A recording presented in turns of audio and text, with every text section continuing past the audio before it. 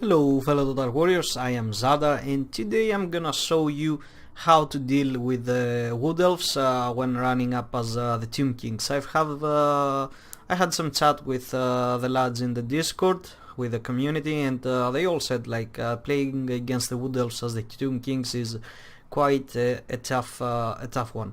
So I'm just gonna try this build, and you will probably see what's at play here, because I do the same thing against the Wood Elves with the Skaven in one of my previous battles, and throughout other as well. Just I haven't shown it to you, and which is what exactly. So they get wave watchers and stuff like that, so they get the superior missile advantage.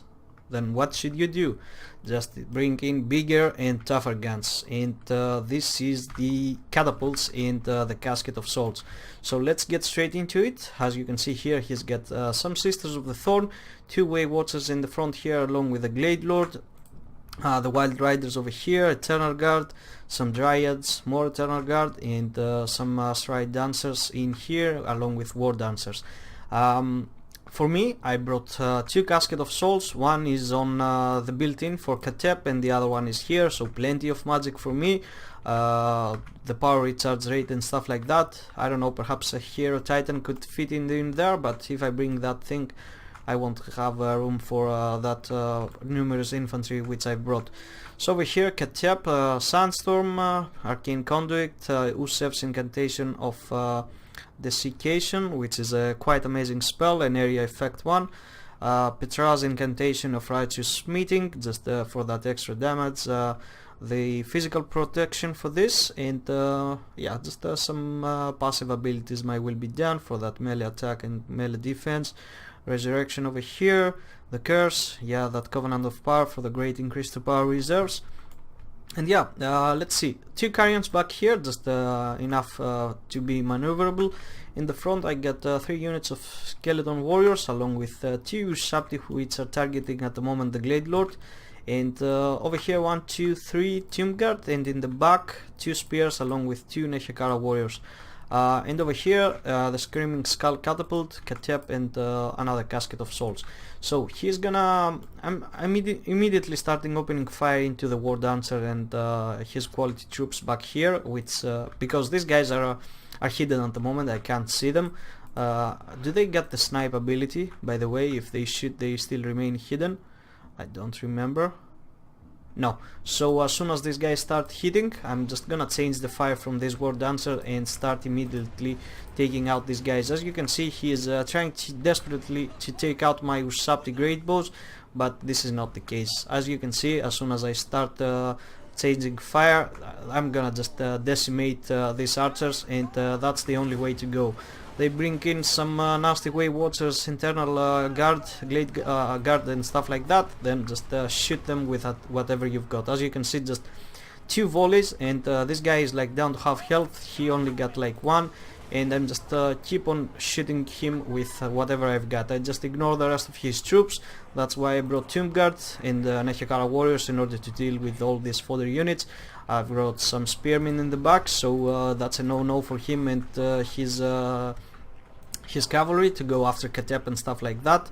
And as soon as I see his front line engaging, because he's taking quite some fire, just look at that wave watcher, just 2 kills, 3 for those. Of course it's Ushabti, so that's valuable kills, but still they didn't get that damage done. So as soon as I see that his front line committed, I'm just gonna send in the Carrions, just keep this guy running and just break the balls from the other one. So over here he's just trying to skirmish me with some Sisters of the Thorn. He's trying to have some charges in here with my Tomb Guard. I'm just gonna open fire to whatever I've got over here, and as you can see, the balance of power just by shooting these wave watchers down, like this is like 2000 or even more, like 2200 gold out since the start. Like that's why the balance of power is so massively in my favor.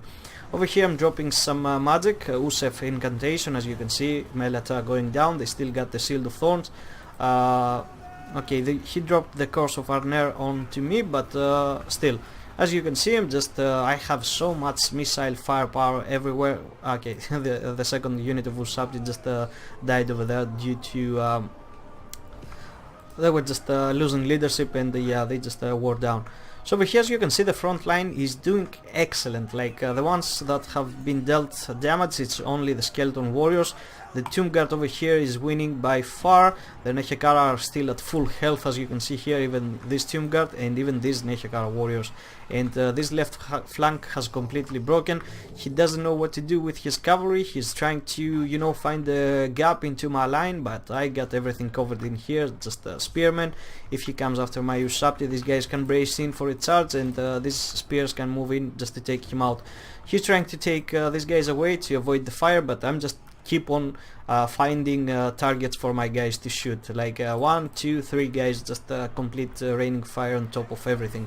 The Carrions have lost a lot of health, but they're still going, just keeping those Way Watchers from shooting, and the front line engagement is going quite excellent. Just look at the health of these guys. Tomb Guard and Nehekara warriors still at full over here.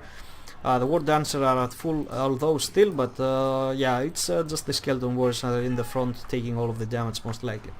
So he finds a little gap in here, as you can see. He's gonna try to go after Katep, but it's not a big deal. I get my Ushabti summon straight away. Will I manage to summon it? I think I won't, because yeah, he's gonna give up. Not give up, the balance of power is gonna kick in due to penalty, army losses penalty, and I think that's the only way to deal with the Wood Elves. That's my idea. I don't want to take you down with me, but every time I'm playing against Wood Elves, I'm just, oh my god, he's gonna try and scare me to death and do some stupid sets like that. So how to deal with stupid maneuverable archers which are running back and forth, and he's got some wild riders to back them up and stuff like that. Just shoot the hell out of them. And that Casket of Souls got a really high range. It can reach up to like here, so distance is not a matter. The Catapult is the one that has short range, but the Casket is doing quite an amazing job. And that scatter shot, it actually goes well with how far spread the Way Watchers are, so you really get the kills from this Casket of Souls onto the Way Watchers. You just saw there, just 2 volleys were enough to just bring those guys down to 50% health. So that's for me. If you want to deal with those puny unbathed elves, just go with Casket of Souls, just a catapult, and just shoot them to death. Like, look at the kills of Katep, 175, and he was mostly targeting for quality troops. So yeah, that kill count is Way Watchers, Sisters of Thorn, War Dancer, Asrai Spears, Wild Riders, and stuff like that. The front line, even the skeletons did manage to get a decent amount of kills. The spearmen didn't even manage to sweat, like full health, 0 kills. They were just standing back there, ready to protect. The Nehekarans did quite well, 30 and 21 kills, but they're at full health, so yeah, they didn't get to do that much of a fighting. That Tomb Guard suffered the most of the damage because it was on the left flank. I was just he was really heavy on that left flank, but I was just free range shooting at it, and I won. Like, he had like 5-6 units up there, I had only 2, and I still managed to win with his firepower from the artillery. The other Tomb Guard did quite well. The Carrions did amazingly, just when the Way Watchers came back from retreating, just shutting them down, refrained them from doing any bad things against me. And the Ushabti did quite well, I would say, just targeting down that Glade Lord and some quality troops. This guy died quite early, but he was the sacrifice to take down the Way Watchers, I guess.